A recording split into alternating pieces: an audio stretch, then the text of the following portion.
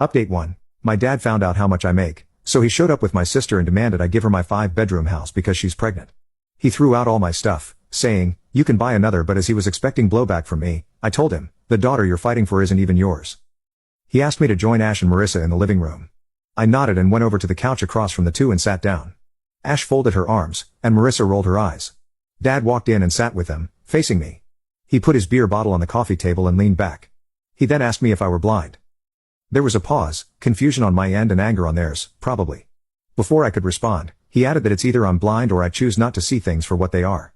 He said I've probably gotten on a high horse ever since I got a house and refused to look after the people who actually meant something to me.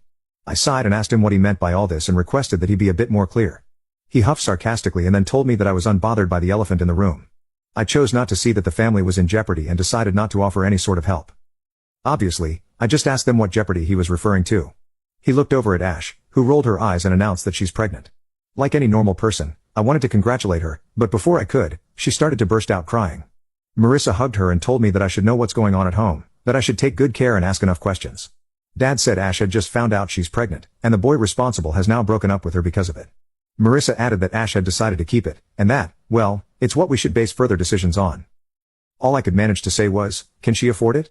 Well, I got a death stare from both Ash and Marissa. Honestly, I meant well, it was a concern in my head. I had already assumed that maybe they wanted me to chip in with money to help her, and I was genuinely ready to do it. But then Dad stood up, walked over to my side, and sat down with me. He then said that's the reason he called me. He said that he's a good father to his girl, and maybe my mother didn't teach me how to be a good brother, but brothers would give their life away for the comfort of their sisters. I beg your pardon? I know my financial input is needed, but I'm not dying for her. I sighed and asked what he wanted me to do about it. He just smiled, patted my back, and said, "That's a good boy." I gave a fake smile, which was torn off my face the moment Dad spoke the next new word. "You're giving your house to Ashlyn." No, I'm not." "Yes, that's what I said," he replied in a heartbeat. Dad frowned and asked me why not. So I told him that I could help out with cash, but the house is mine. I can lend her a room to rent or whatever until she can manage to pay for it. Dad stood there in his seat and shouted, "Nonsense." "Well, it makes perfect sense to me, Dad." But he insisted I not only give her the home but also move out and buy another for myself. I argued that Ash can't even afford to pay the bills and manage the house if she's having a baby and is unemployed. Dad told me that those would also be my responsibilities. Excuse me? Hell to the no. I was fuming, but I had to remain respectful. So I got to my feet and told him that's not possible and that I would now be leaving. Then I left. He didn't stop there. He showed up at my house a week later while I was at work. I don't know how he got inside or where he got the keys from, but when I came home, I saw men moving boxes outside the house, boxes full of my stuff. I hurried inside and asked them what they were doing. They told me the house owner had ordered them to throw the stuff out. I shouted that I was the owner of the house and that they should get my stuff back inside and leave now. Well, I lost my cool. This was the last thing I'd expected to witness coming home to, you know? I went inside to find Dad and Ash still there, demanding that I do what brothers should do. I told them to leave, but they didn't listen. So I told them I would call the cops on them. That's when they finally left, bad-mouthing me with expletives and whatnot. Now, I know this is a lot to read, but it was so much worse in person. A week has passed, and I kind of feel bad about it, which is why I'm posting here. Was I wrong? I feel like they need me, and I shouldn't cut them off like this. But I also feel like there's a limit to what I'm okay with them doing. It enrages me how disconnected and unbothered they were about me as I grew up, but now they expect me to lay my life out for them. But why? I mean, what do you think? It's a bit much. Let me know. I can't even involve my friends in this. You guys are all that I have. Hey, I hope you're doing well. It's been a week since I posted, and honestly, I didn't expect it to get the attention it got. I read the comments as they came and question a lot of things. But soon enough, I decided not to cut my family off entirely. This was because I received a call from Ash. She told me she wanted to meet, and I accepted. She asked me to meet at my house as she wanted to tell me a few things, but I was still recovering from the scene made last time, so I insisted we meet somewhere else. We went to a coffee shop, and she was pretty fidgety at the start. Normally, she's pretty arrogant and rude, but she seemed unlike herself.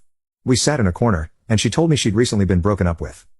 I responded, saying I had no idea since Dad said that the guy who got her pregnant had left her. She shook her head and said that's what Dad thinks. I asked her, then what was it really? And she told me that Dad thinks her boyfriend left her because he has commitment issues, but in reality, she's the one with the commitment issues. Yeah, shocking, right? She said she really cared for this guy, but he found out about a few things in regards to her just a few days before she broke the pregnancy news to him. When they met, he wanted to confront her about, those things, but she spoke first, and that enraged him. He got pretty crazy in the moment and put a hole in the wall. She said she was scared. Then he told her that he was breaking up with her and left without hearing her response. She's been trying to call him constantly, but he doesn't want to respond. He only texted her back once, saying that she needs to get rid of the child first too, let him know. Only then will he speak to her at all, but she has to get rid of the kid and give him a chance. Now, I know Ash is not a saint, but this guy. I don't like him at all. I only asked her what those things were that he found out, and she said it would be weird to tell a brother about it.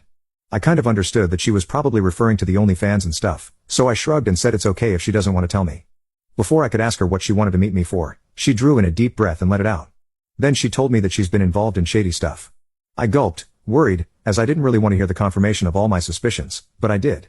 She told me that she wanted to paint and become an artist, but Marissa told her that it wouldn't fetch her a good life or money. Ash was told that she needed to find herself a man as soon as possible. Soon enough, she started gaining the attention of elderly men, which kind of grossed her out at first. When she told Marissa about it, she told Ash that was a good thing. It was, indeed, the older men that knew what to do with the money they had and that they were the ones making the money. Ash was only 19 at the time, and Marissa told her college wouldn't do much. It's not going to get her a comfortable life. Ash had youth, and there were many men who would pay for that. Ash decided that she wanted to become a model. She tried and went to many modeling agencies, but none seemed interested in her. Then she met a guy in his 40s who told her that he could get her a gig. He took her to parties, bought her expensive clothing and jewelry for the events, and she was happy, until she was told about her first gig.